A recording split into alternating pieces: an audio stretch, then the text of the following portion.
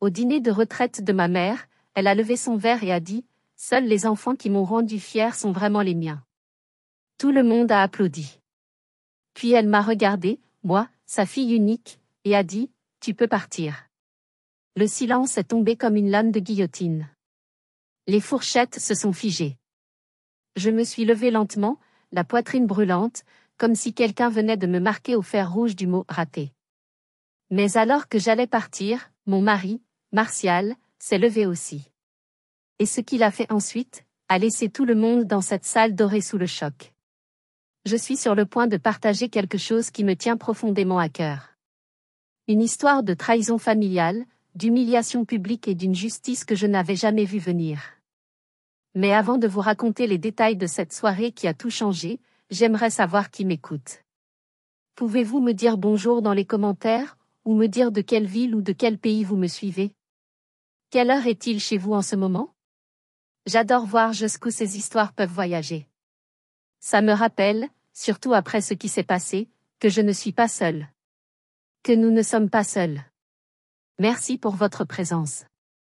Et maintenant, laissez-moi tout vous raconter. Cette soirée-là, ma mère, Hélène Veil, célébrait sa retraite. Elle n'était pas n'importe qui. Elle était la fondatrice de la Fondation Veil, une institution majeure dans le monde de l'éducation dans le nord de la France. Une femme de pouvoir, de prestige, une femme dont le portrait ornait les magazines locaux. Et moi, Alix, 38 ans, j'étais sa fille. Son unique enfant biologique. Mais je n'étais pas l'enfant qu'elle aurait voulu. Je n'étais ni avocate, ni consultante en stratégie, ni médecin. J'étais éducatrice spécialisée. Je travaillais dans un collège difficile de Roubaix, avec des enfants que le système avait déjà presque abandonnés. Un travail que ma mère décrivait, dans ses meilleurs jours, comme un passe-temps charitable. La soirée avait lieu à la Condition publique à Roubaix, un lieu magnifique, symbole de la reconversion industrielle, que ma mère avait loué pour une somme exorbitante. Le carton d'invitation était épais comme du bois, gaufré d'or. Martial, mon mari, l'avait regardé avec un petit sourire triste. « Tu es sûre de vouloir y aller, Alix ?»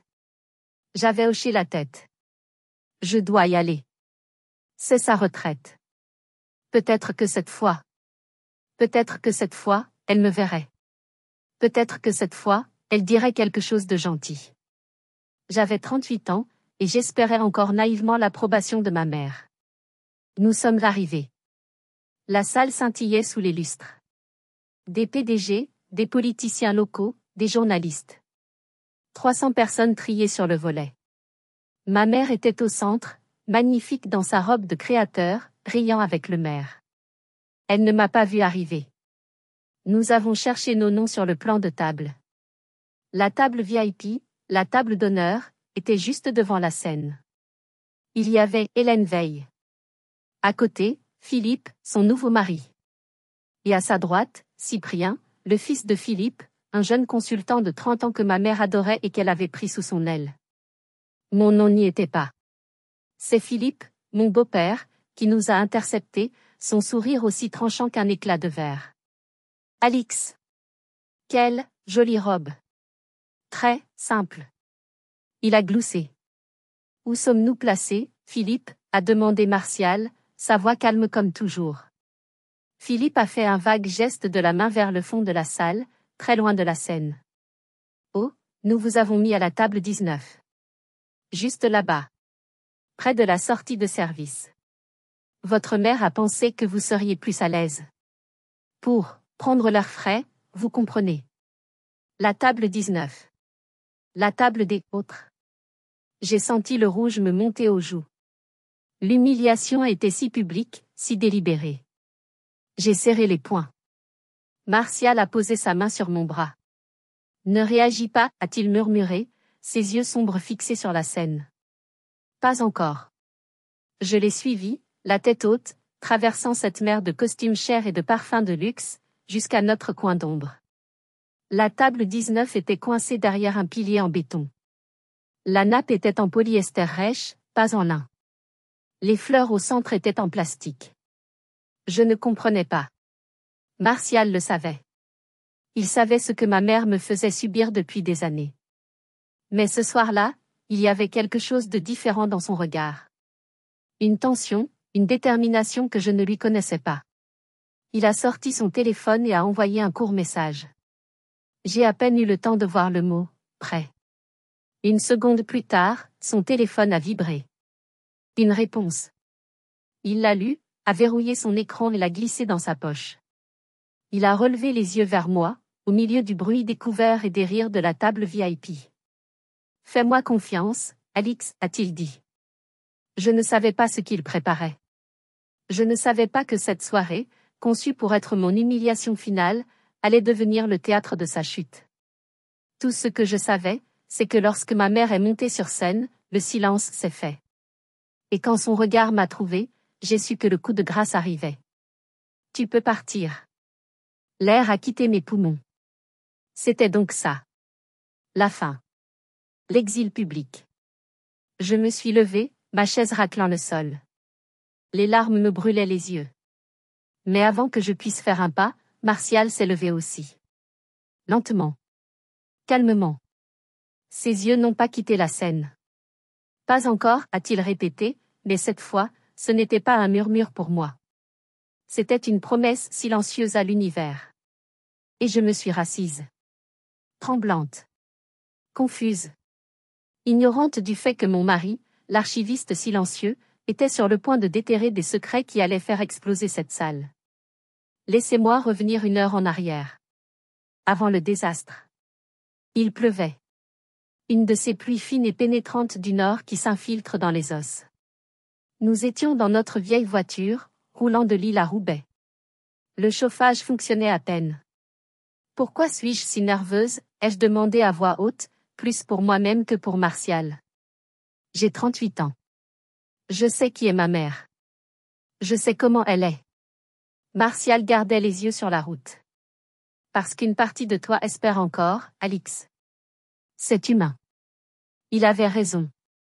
Une partie stupide et enfantine de moi espérait toujours. L'espoir que, pour sa retraite, elle me voie enfin. Qu'elle dise, ma fille, Alix, qui fait un travail si difficile, je suis fière d'elle. Quelle idiote j'étais. Nous sommes arrivés à la condition publique. Le contraste entre notre voiture modeste et le défilé de berlines allemandes noires était brutal. Des valets garaient les voitures. L'entrée était baignée de lumière dorée. À l'intérieur, c'était immense. Des plafonds hauts de 10 mètres, des structures métalliques rappelant le passé industriel du lieu, mais le tout réchauffé par des éclairages coûteux et des tapis épais. Et partout, le visage de ma mère. Projeté sur les murs. Sur les programmes. Une bannière géante dominait la scène, Fondation Veille et Fondation Solidaire du Nord, à engagement des 6 millions d'euros. 6 millions. C'était le nouveau partenariat majeur que ma mère avait décroché juste avant de partir. Le couronnement de sa carrière. Elle était là, au milieu de la salle, tenant une coupe de champagne. Elle riait avec le maire. Elle ne nous a pas vus. Ou elle a choisi de ne pas nous voir. C'est Philippe, son mari depuis 5 ans, qui s'est approché. Philippe était conservateur de musée, un homme au charme huileux et au sourire qui n'atteignait jamais ses yeux. Alix. Te voilà. Il m'a fait une bise aérienne, évitant soigneusement que ma joue ne touche la sienne. Et Martial. Toujours là. Il a parcouru ma robe des yeux. Je l'avais louée. Une simple robe bleu nuit. Quelle simplicité, ma chérie, dit-il avec ce ton condescendant qui était sa marque de fabrique. Très, toi. Très, social. J'ai serré les dents. Bonsoir, Philippe. La salle est magnifique. N'est-ce pas? Hélène a un goût exquis. Il a gloussé. Allez, venez, je vais vous montrer le plan de table. Nous l'avons suivi jusqu'à un grand panneau de velours. Mon cœur battait stupidement. La table d'honneur. S'il vous plaît, juste cette fois. Table 1. Table 2. Hélène Veille, bien sûr. Le maire. Madame Brunel. Madame Brunel. La directrice de la Fondation Solidaire du Nord. La fameuse sponsor des 6 millions. Une femme d'une 60aine d'années, à l'allure sévère, que je voyais pour la première fois. Ah, voilà. Cyprien. Le fils de Philippe, 30 ans, consultant en stratégie à Paris. Ma mère ne jurait que par lui. Mon fils spirituel, disait-elle. Mon nom n'y était pas. Où sommes-nous, Philippe? A demandé calmement Martial. Philippe a plissé les yeux, faisant semblant de chercher. Ah! Voilà. Table 19. Tout au fond. Près de la sortie de service. Il m'a regardé avec une fausse compassion. Hélène a pensé que tu serais plus à l'aise là-bas. Loin de toute cette pression. Tu sais, pour prendre l'air frais si tu te sens submergé. L'insulte était si flagrante qu'elle m'a coupé le souffle. Près de la sortie de service. J'ai senti le sang quitter mon visage. J'allais dire quelque chose, j'allais protester, mais Martial a posé sa main sur le bas de mon dos. Une pression ferme. Merci, Philippe. Nous allons nous installer, a-t-il dit. Il m'a guidé à travers la salle. J'avais l'impression que tout le monde me regardait, que tout le monde savait. La fille ratée, reléguée au fond. Table 19. La table des autres points. Je me suis assise, le dos raide. Martial s'est assis en face de moi. Il n'a rien dit. Il a simplement observé la salle. Il observait ma mère. Il observait Cyprien. Et il observait Madame Brunel. Je ne le savais pas encore, mais mon mari n'était pas venu ce soir en tant qu'invité. Il était venu en tant qu'archiviste. Et il avait apporté ses dossiers. La table 19 était un monde en soi. Une île d'oubliés au milieu d'un océan de prestige. La nappe en polyester grattait. Les fleurs en plastique sentaient la poussière. Assis avec nous, il y avait d'autres éducateurs, quelques enseignants de lycée technique, et un ou deux employés administratifs de la fondation qui n'avaient pas été jugés assez importants pour la table 12. J'ai reconnu Madame Dubois, une enseignante d'histoire d'un collège voisin, une femme à la retraite avec des yeux vifs et fatigués. Alix Veil, a-t-elle dit en plissant les yeux.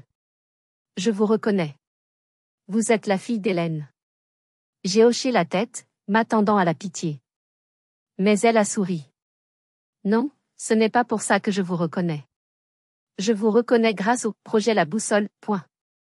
J'ai relevé la tête, surprise. Vous connaissez La Boussole? C'était mon projet. Un programme de mentorat que j'avais conçu de A à Z, sur mon temps libre, pour les élèves en décrochage scolaire. Un projet que ma mère avait qualifié de « rustine sur une jambe de bois ». Madame Dubois a posé sa main ridée sur la mienne. Ma chérie, La Boussole a sauvé un de mes élèves l'année dernière.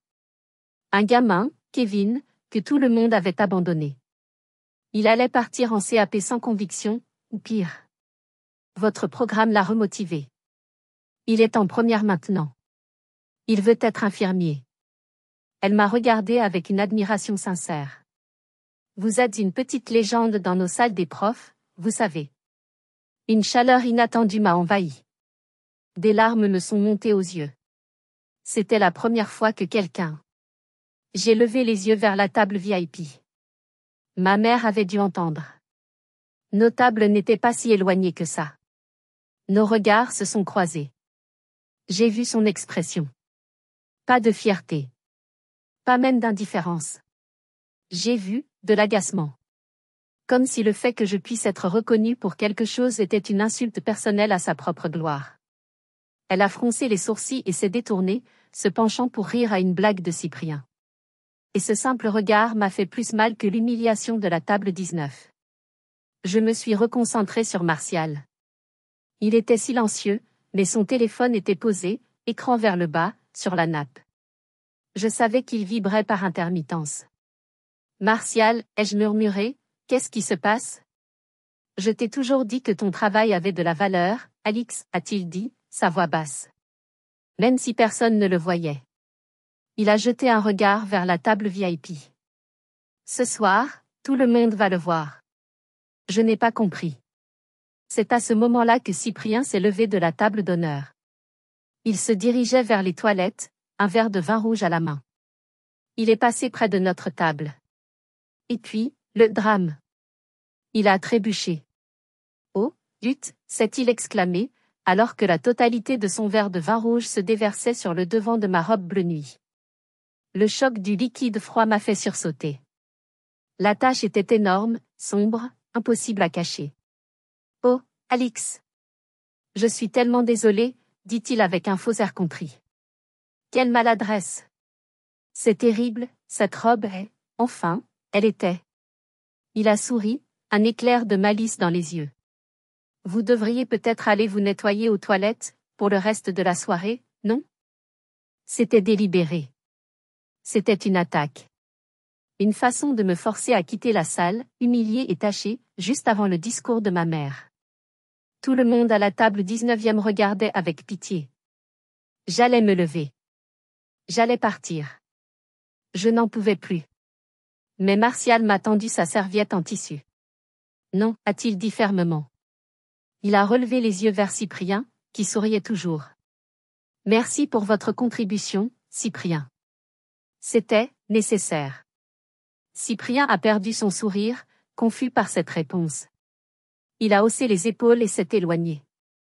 Martial, ma robe est fichue, ai-je chuchoté, frénétique. Laisse, a-t-il dit, ses yeux fixés sur la scène où ma mère se levait. Garde cette tâche. C'est une preuve. Une preuve de quoi? De leur mépris, a-t-il dit. Et c'est la dernière fois qu'ils te traitent comme ça. La musique a gonflé. Les lumières se sont tamisées. Un projecteur s'est allumé sur ma mère. Le spectacle allait commencer. Et puis, le moment est revenu. Le présent. Nous étions revenus au point de départ. Ma mère sur scène, le micro à la main. La salle était suspendue à ses lèvres. Elle a commencé par remercier les donateurs, les politiques. Elle a parlé de son héritage, de sa vision. C'était un discours bien rodé, plein de grands mots vides qui sonnaient si bien sous les dorures. J'ai construit cette fondation à partir de rien, a-t-elle déclaré, ce qui était un mensonge. Mon grand-père lui avait laissé une somme considérable. J'y ai mis mon sang, ma sueur et mes larmes. Je regardais la tache de vin sur ma robe. Ironique. Et ce soir, en regardant cette salle, a-t-elle poursuivi, sa voix vibrant d'une émotion feinte, je réfléchis à ce qui compte vraiment. La famille. L'héritage. Mon cœur a fait un bond stupide. Allait-elle le faire? Et en réfléchissant à ma vie, à mes succès, dit-elle en balayant la salle du regard, j'ai réalisé une chose fondamentale. Elle a fait une pause. Le silence était total. J'ai réalisé que, seuls les enfants qui m'ont rendu fier sont vraiment les miens. Un frisson m'a parcouru. Non. Elle n'allait pas. Un ou deux rires nerveux se sont fait entendre à la table VIP. Cyprien a souri. Philippe a levé son verre. Ils étaient complices. Et puis, son regard m'a trouvé. À travers la salle, dans l'ombre du pilier. Un regard froid, calculateur. Le projecteur semblait me suivre. Alix. Mon nom. Prononcé comme une sentence. Ma fille, Alix, qui a choisi une voie si différente. La salle entière s'est retournée vers moi. J'étais prise au piège dans le faisceau de son mépris. Tu peux partir. L'air est devenu solide. On aurait pu entendre une épingle tomber. Le bruit des couverts s'est arrêté. 300 paires d'yeux me fixaient, certains choqués, d'autres curieux, beaucoup, impitoyables. C'était une exécution publique. Mon sang s'est glacé. Puis il s'est mis à bouillir. La honte était si intense qu'elle en devenait physique. C'était une douleur sourde dans ma poitrine. J'ai repoussé ma chaise. Le son apparut assourdissant. Bribrillis. Un cri de protestation contre le sol en marbre. Je me suis levée. Mes jambes tremblaient. Je n'allais pas lui donner la satisfaction de me voir pleurer. Je suis restée là, une seconde, la regardant droit dans les yeux. Elle m'a souri. Un sourire fin, triomphant. C'est à ce moment-là que Martial s'est levé aussi. Il n'a pas fait de bruit. Il s'est juste tenu à côté de moi, un roc silencieux. Il m'a regardé et a murmuré, « Pas encore ». J'ai froncé les sourcils. Quoi? Martial, elle vient de me... Nous restons, a-t-il dit, plus fort. Suffisamment fort pour que les tables voisines l'entendent. Il a pris ma main. Sa peau était chaude. La mienne était glacée. Il m'a doucement fait rasseoir. Ma mère, sur scène, a été décontenancée une seconde. Elle s'attendait à ce que je m'enfuie en larmes. Pas à cette résistance silencieuse. Elle s'est reprise. Bien. Comme vous voulez. Elle a levé son verre. À l'avenir. La salle, soulagée que le moment gênant soit passé, a applaudi. Mais les murmures avaient commencé. À la table VIP, j'ai vu Madame Brunel, la directrice de la Fondation Solidaire du Nord. Elle n'applaudissait pas. Elle regardait son téléphone, qu'elle tenait sous la table. Elle fronçait les sourcils. Elle venait de recevoir un email. Un email que Martial lui avait envoyé 5 minutes plus tôt. Je l'ignorais encore, mais Madame Brunel venait de recevoir la première pièce du puzzle. La première bombe. Sous les lustres froids, alors que je tentais de ravaler mes larmes d'humiliation, j'ai regardé mon mari. Il n'avait pas peur. Il n'était pas en colère. Il était concentré. Il attendait. Le dîner a repris, mais l'ambiance était changée. Les gens mangeaient, mais ils chuchotaient. Ils me jetaient des regards en coin. J'avais l'impression d'être un animal de zoo. J'essayais de manger ma volaille trop cuite, mais chaque bouchée avait le goût de cendre. Madame Dubois, à côté de moi, m'a tapoté le bras. Ne la laissez pas vous atteindre, ma petite, a-t-elle murmuré. Ce qu'elle a fait, c'est monstrueux.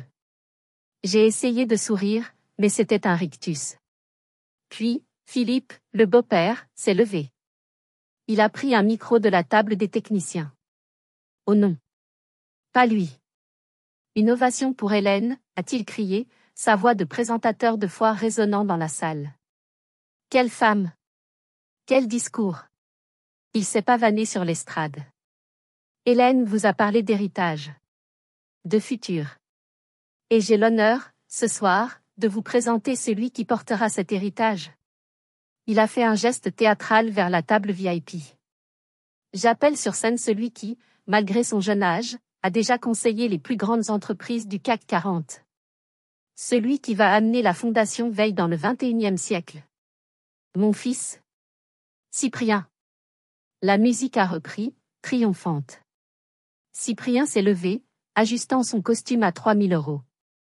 Il a serré la main du maire, a fait la bise à ma mère, et est monté sur scène sous les applaudissements nourris de la table VIP. J'ai regardé Martial. Il était impassible. Il regardait sa montre. Puis Philippe a levé la main. Mais attendez. Ce n'est pas tout. Il a ri. Nous avons, comment dire, l'autre côté de la médaille. Il a pointé le micro vers moi. Vers la table 19. Nous avons aussi, bien sûr, Alix. La fille d'Hélène. Le projecteur m'a retrouvé. J'étais de nouveau exposé. Elle, a-t-il dit, en traînant les mots, elle, fait du social. Il y a eu un silence. Un silence gêné. Puis il a ajouté, avec un sourire dégoulinant de fausse bienveillance, un travail si noble. La façon dont il a prononcé le mot « noble » le faisait sonner comme une insulte. Comme s'il parlait de quelqu'un qui nettoyait les égouts. Le silence avant ce mot. C'était un poignard enveloppé de sucre. L'humiliation ultime. Non seulement j'étais une ratée, mais mon travail, ma passion, la seule chose dont j'étais fière, était tournée en dérision. J'ai senti la main de Martial se serrer sur la mienne sous la table. Je l'ai regardé. Il m'a fait un signe de tête presque imperceptible. Bientôt, a-t-il articulé sans un bruit. Avez-vous déjà eu l'impression d'être le seul dans la pièce à voir l'hypocrisie? Avez-vous déjà été rabaissé publiquement par ceux qui sont censés vous aimer le plus? Dites-moi dans les commentaires ce que vous auriez fait à ma place. Si vous étiez assis là, avec cette tache de vin sur votre robe et les rires étouffés de l'élite dans votre dos. Seriez-vous parti en claquant la porte? Où seriez-vous resté, sachant que quelque chose se préparait? J'ai failli craquer. J'ai failli renverser la table. Mais je ne savais pas que le dernier acte, le plus incroyable, était sur le point de commencer. et que le projecteur allait bientôt changer de cible. Les lumières se sont de nouveau tamisées.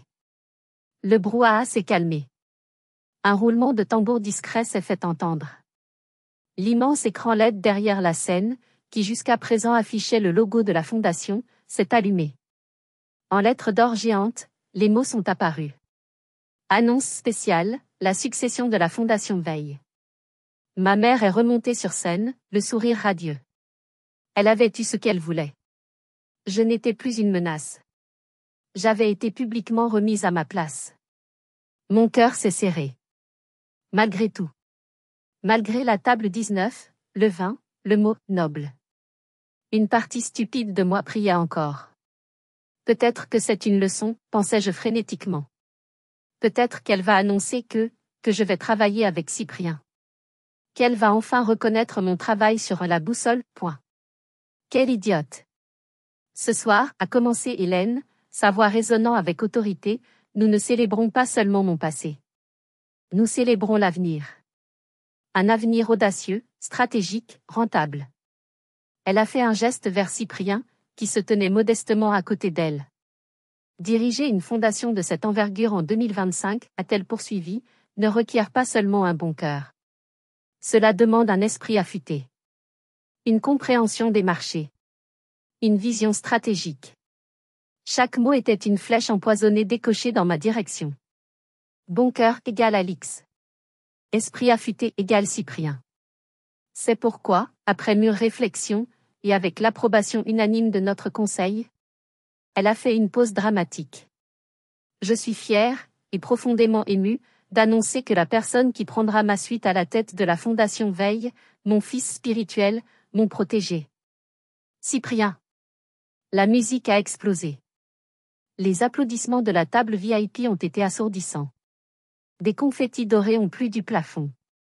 C'était fait. J'ai regardé cet homme de 30 ans, qui n'avait jamais mis les pieds dans une salle de classe autrement que comme élève privilégié, accepter la direction d'une fondation éducative. Il serrait des mains, souriait aux caméras. Il prenait la place qui m'avait été promise des années auparavant. Tu reprendras la fondation, Alix, m'avait-elle dit un jour, il y a 5 ans, avant l'arrivée de Philippe et Cyprien. Tu as le cœur pour ça. Apparemment, le cœur ne suffisait plus. Cyprien s'est approché du micro. Merci, Hélène. Merci. Il a sorti des notes. Je suis honoré. Nous allons révolutionner cette fondation. Nous allons optimiser les profits, créer des partenariats stratégiques, monétiser notre expertise. Il parlait comme un robot. Il parlait de tout, sauf d'éducation. Il n'a pas dit le mot « élève » une seule fois. Il n'a pas dit le mot « professeur » une seule fois. Il n'a pas mentionné les enfants pour qui cette fondation existait. J'écoutais le son de ma propre existence, de mon travail, de ma vocation, être effacé en direct. Je me suis tourné vers Martial. Il n'applaudissait pas. Il regardait sa montre. Puis il a regardé Madame Brunel. Elle non plus n'applaudissait pas. Elle était debout, son téléphone à la main, et elle lisait quelque chose avec une expression de fureur contenue. Martial a alors attrapé mon regard. Il a hoché la tête. Maintenant. J'ai compris à cet instant. Mon mari n'attendait pas une permission. Il attendait l'erreur. L'erreur officielle. L'annonce publique. Et Hélène venait de la commettre. Je n'en pouvais plus. La colère avait remplacé la honte. Je me fichais de la tache de vin. Je me fichais des regards. Je me suis levée. Cette fois, pour de bon. Tu restes assise, m'a sifflé Philippe, qui était revenu à la table VIP. Non, ai-je dit. J'ai commencé à marcher. Pas vers la sortie. Vers la scène. Philippe m'a vu. Il a bondi de sa chaise et m'a intercepté à mi-chemin, Alix. Ne fais pas de scène, m'a-t-il murmuré, furieux, en me saisissant le bras.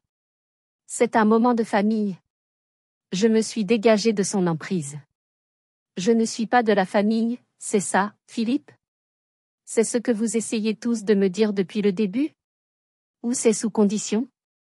Les murmures ont repris, plus fort. Les caméras se sont tournées vers nous. C'est là que Martial s'est levé. Il ne s'est pas précipité. Il a marché calmement, avec une assurance que je ne lui avais jamais vue. Il m'a rejointe et a délicatement repoussé Philippe. Nous ne demandons pas une place à votre table, Philippe, a dit Martial.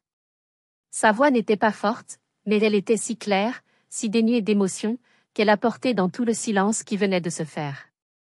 Nous sommes venus lire un contrat. Philippe a pâli. Quel contrat? De quoi parlez-vous? Au même moment, à la table VIP, Madame Brunel s'est levée. Elle tenait son téléphone comme une arme. Martial ne s'est pas arrêté à Philippe. Il a continué. Il a commencé à monter les quelques marches qui menaient à la scène. Hélène, qui était en train de poser pour une photo avec Cyprien, s'est retournée. Son sourire s'est figé. Martial? Qu'est-ce que tu fais? Descends de là. Cyprien a ricané. C'est le mari de la ratée. Il a trop bu?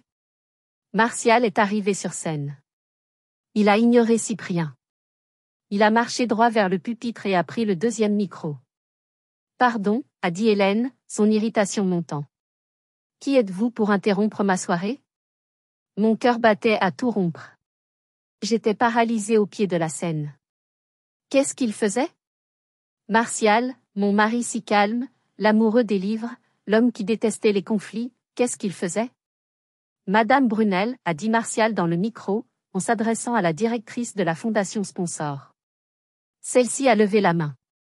Laissez-le parler, a-t-elle dit d'une voix de commandement. Tous les regards se sont tournés vers elle. Hélène a perdu son sourire. La sponsor des 6 millions d'euros venait de donner la parole à mon mari. Martial a ajusté le micro. Il a sorti un seul papier de sa poche de veste. Bonsoir à tous, a-t-il dit. Sa voix était incroyablement stable. Je suis Martial. Le mari d'Alix.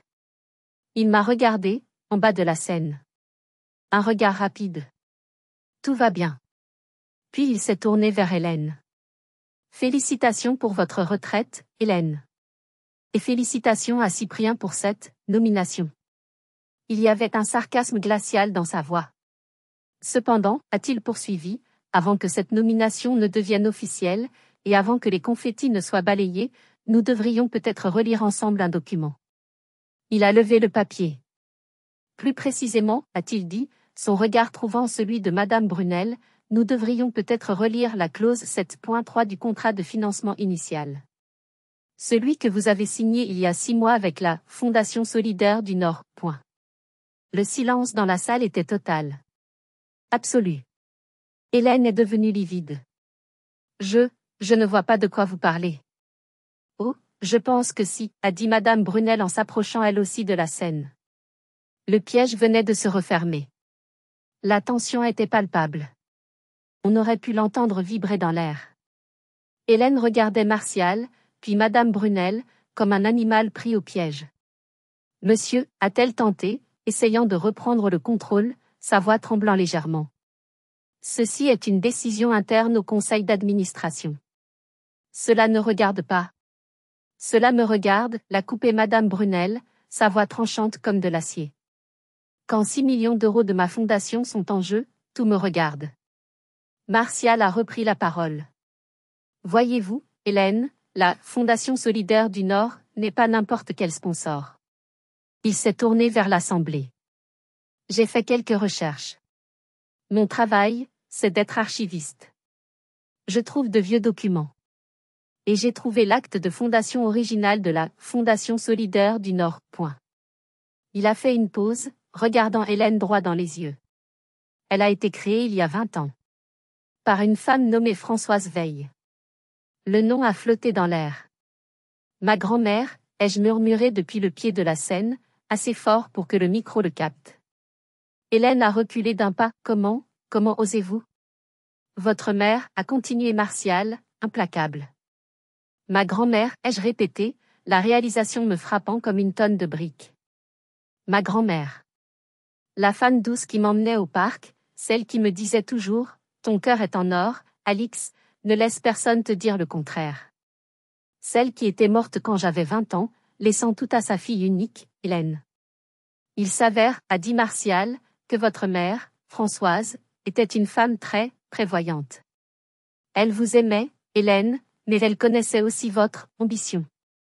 C'est un scandale, a crié Philippe depuis le public. Sortez-le. Non, a dit Madame Brunel, faisant autorité. J'ai le document ici. Elle a levé son téléphone. L'acte de fondation original, et le contrat de sponsoring qui en découle, que nos avocats ont rédigé sur cette base. Elle a commencé à lire. Clause 7.3. Afin de garantir que la Fondation Veil reste fidèle à sa mission éducative première, et pour honorer l'esprit de sa fondatrice, Françoise Veil, le conseil d'administration doit, à tout moment, inclure au moins un membre qui est un éducateur de terrain en exercice. Point. Martial m'a regardé. Un éducateur de terrain en exercice. Comme Alix. Le souffle m'a manqué. Mais ce n'est pas tout, a dit Madame Brunel. La clause continue.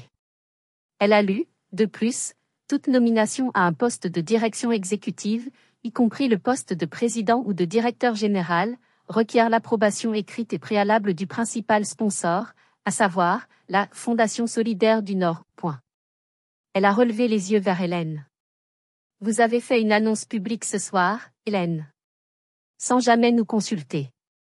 Et vous avez nommé un consultant en stratégie, supprimant de fait le seul éducateur de terrain qui aurait pu légitimement siéger à ce conseil. Elle a secoué la tête. Vous n'avez pas violé une clause, Hélène. Vous en avez violé deux. L'écran LED géant derrière eux a clignoté. Le logo de la fondation a disparu. À la place, en lettres blanches sur fond noir, les mots sont apparus. Clause 7.3, violation de contrat. Apparemment, Martial n'avait pas seulement contacté Madame Brunel.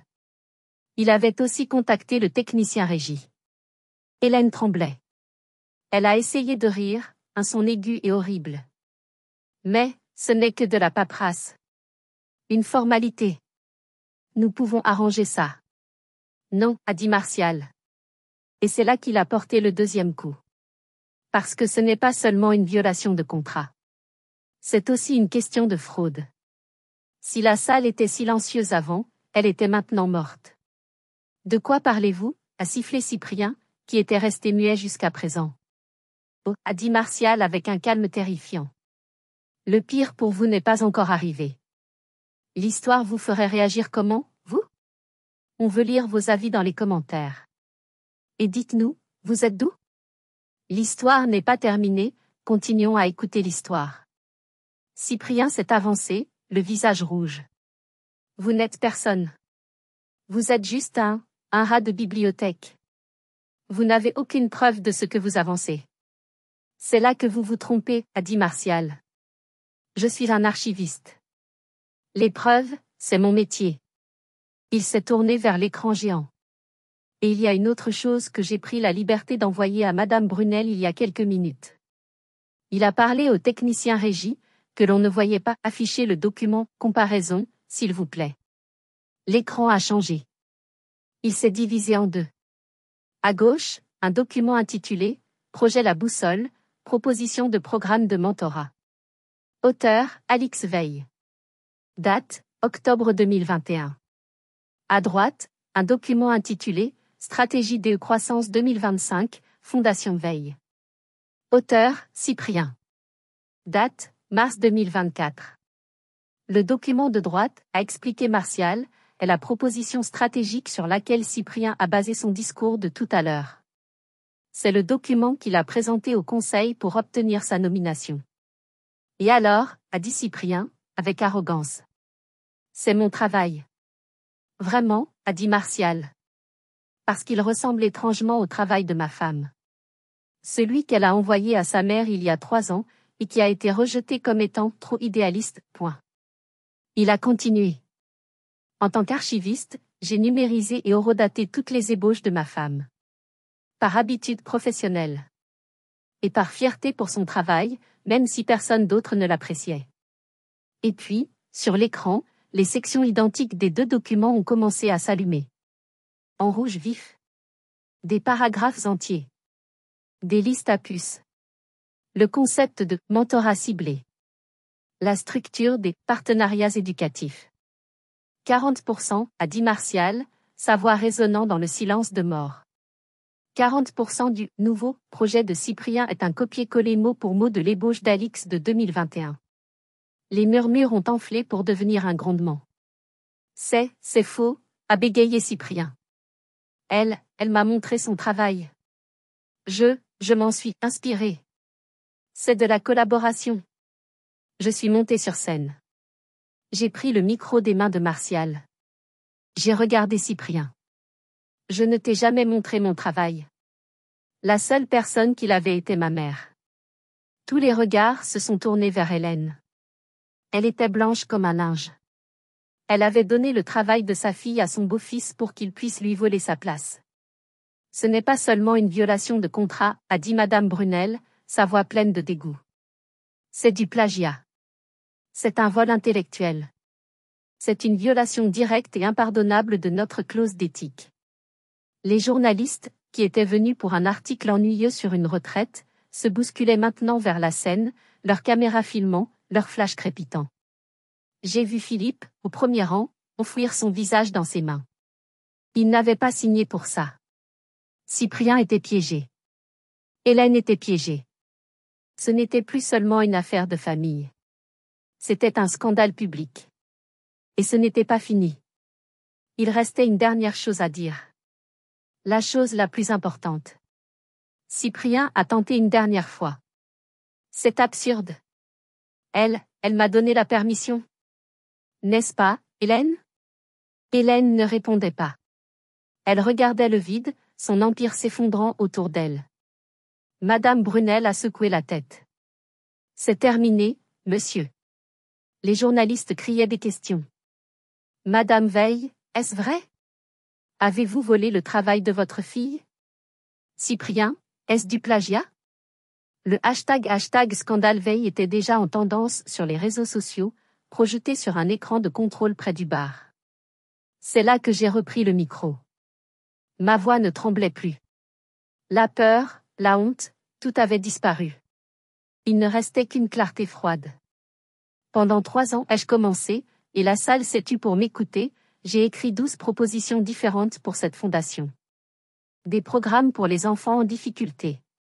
Des bourses pour les futurs enseignants. Des partenariats avec des associations de terrain. J'ai regardé ma mère. Et à chaque fois, vous m'avez dit que c'était trop idéaliste, pas assez rentable, pas assez prestigieux, point. Puis je me suis tournée vers Madame Brunel. L'année dernière, désespérée, j'ai envoyé l'une de ces propositions, la boussole, à une seule autre fondation. Une fondation dont la mission me semblait plus alignée. La Fondation solidaire du Nord, point. Madame Brunel a hoché la tête. Elle a pris son propre micro. Et c'est cette proposition, le projet La Boussole d'Alix Veil, qui nous a convaincus d'approcher la Fondation Veil pour un partenariat. Nous pensions qu'Hélène partageait cette vision. Nous pensions financer des projets comme celui-là. Elle s'est tournée vers ma mère, son visage dur. Hélène. L'unique raison pour laquelle nous avons signé ce chèque de 6 millions d'euros, c'est le travail de la fille que vous venez d'humilier publiquement. Il y a eu un hoquet collectif dans l'Assemblée. Cyprien avait volé le projet qui avait, ironiquement, rapporté l'argent qu'il pensait maintenant contrôler. L'ironie était dévastatrice. Ma mère m'a regardée. Pour la première fois de ma vie, j'ai vu de la peur dans ses yeux. De la vraie peur. Alix, s'il te plaît. A-t-elle commencé? Je n'ai pas répondu. Madame Brunel a levé la main. Il n'y a plus rien à dire. Elle a fait face aux caméras, aux invités, à ma mère. Au nom de la Fondation solidaire du Nord, et en vertu des violations flagrantes de la clause 7.3 et de notre clause d'éthique. J'annonce ce soir, avec effet immédiat, le retrait total et définitif de notre financement de 6 millions d'euros à la Fondation Veil. Si la chute d'un verre avait fait du bruit, ceci était le son d'un gratte-ciel s'effondrant au ralenti. Ce n'était pas un applaudissement. Ce n'était pas un cri. C'était le son d'un héritage entier se transformant en poussière. Et au milieu de ce chaos, je me sentais calme. Je me suis tournée vers ma mère. Elle me regardait, abasourdie. Ce n'était pas le son d'un empire qui s'effondrait. C'était le son de mes chaînes qui se brisaient. Hélène a titubé. La femme de pouvoir avait disparu. Il ne restait qu'une femme âgée, pas les vaincus. Elle s'est précipitée vers moi, ignorant les micros. Alix. Sa voix était un sifflement rauque. Tu as fait ça? Tu as tout planifié pour me détruire? Pour te venger? Je l'ai regardé. Et pour la première fois de ma vie, je n'ai pas vu ce géant intimidant qui avait défini mon existence. Je n'ai pas vu la femme puissante dont j'avais désespérément cherché l'approbation. J'ai vu une petite femme, effrayée, pathétique. Une femme tellement rongée par son propre ego qu'elle préférait détruire sa propre fille plutôt que d'admettre sa valeur. Une femme qui avait dû piétiner mon travail pour élever celui d'un imposteur, juste parce qu'il n'était pas moi. La pitié a remplacé la colère. Non, maman, ai-je dit, ma voix soudainement douce, mais ferme. Je n'ai rien fait de tout ça. J'ai posé ma main sur le bras de Martial. Il l'a fait. Parce qu'il m'aime. J'ai repris le micro. Ce n'est pas une vengeance. C'est la fin de la comédie. C'est la fin de l'hypocrisie. L'éducation, ce n'est pas un gala. Ce ne sont pas des robes de soirée ou des petits fours. Ce sont des enfants. Ce sont des professeurs. C'est du travail. Le travail que vous avez méprisé ce soir. Je l'ai regardé droit dans les yeux. La salle entière retenait son souffle. Vous avez dit tout à l'heure, ai-je continué, ma voix portant dans chaque coin, que seuls les enfants qui vous ont rendu fiers sont vraiment les vôtres. Elle a tressailli. Elle savait ce qui venait.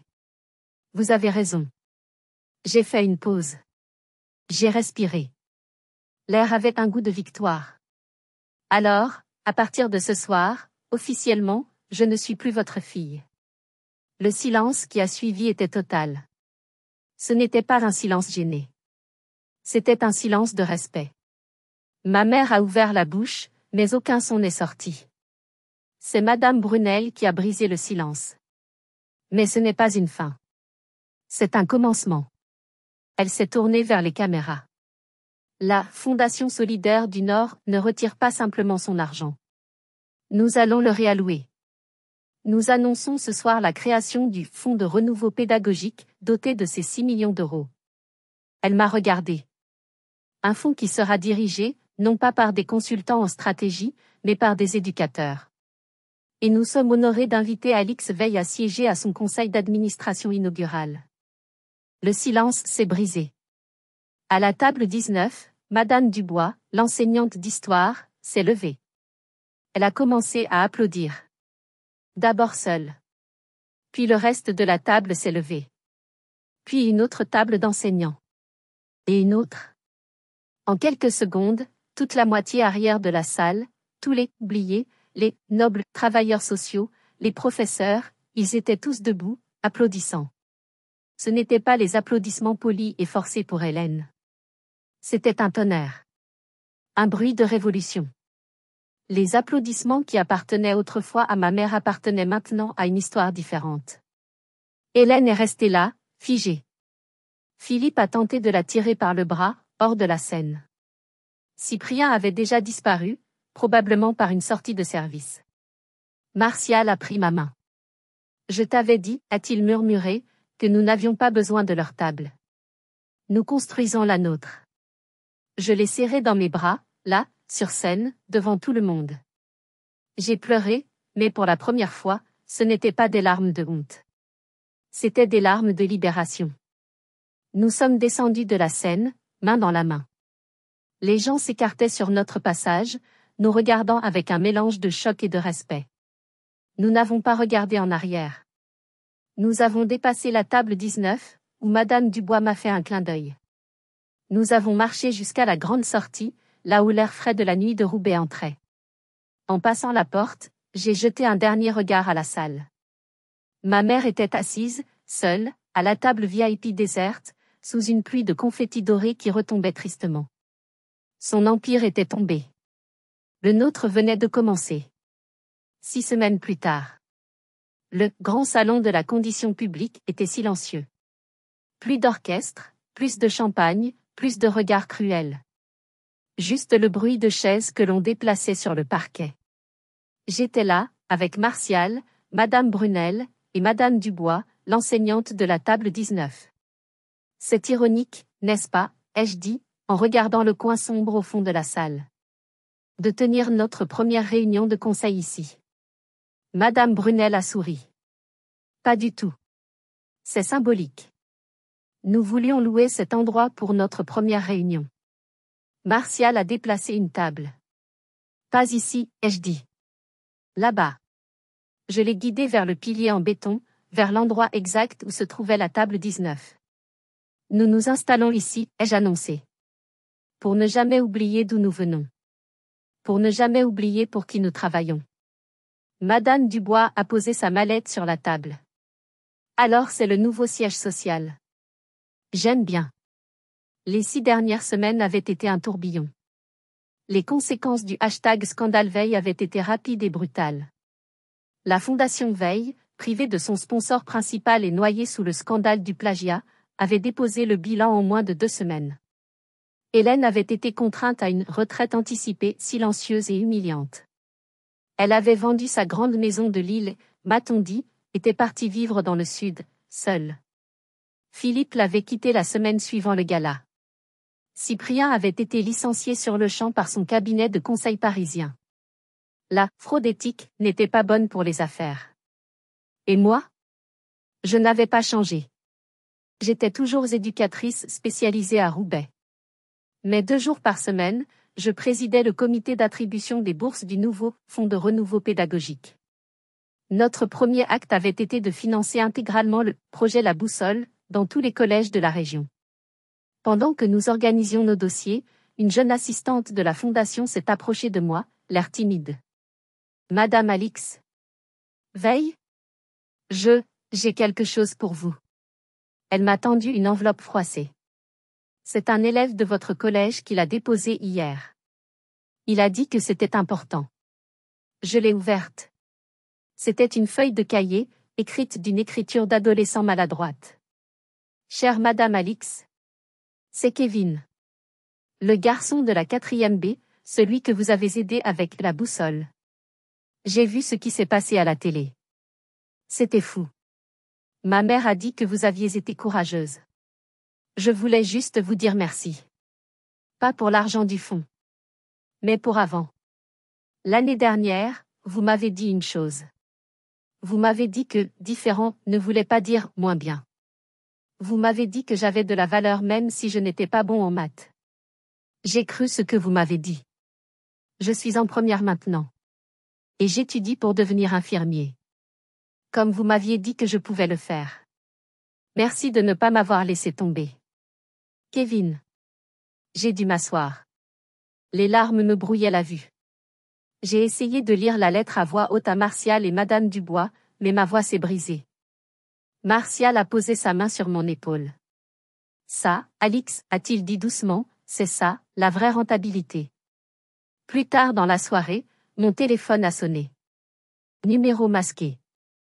J'ai décroché. Alix? La voix était faible. Méconnaissable. C'était elle. Hélène. Tu as gagné, a-t-elle dit, sa voix plate, sans vie. Tu as tout pris. Tu es contente maintenant? Je me suis levée et je suis allée près de la fenêtre, regardant le parc vide. J'ai respiré profondément. La vieille douleur, la vieille colère, elle n'était plus là.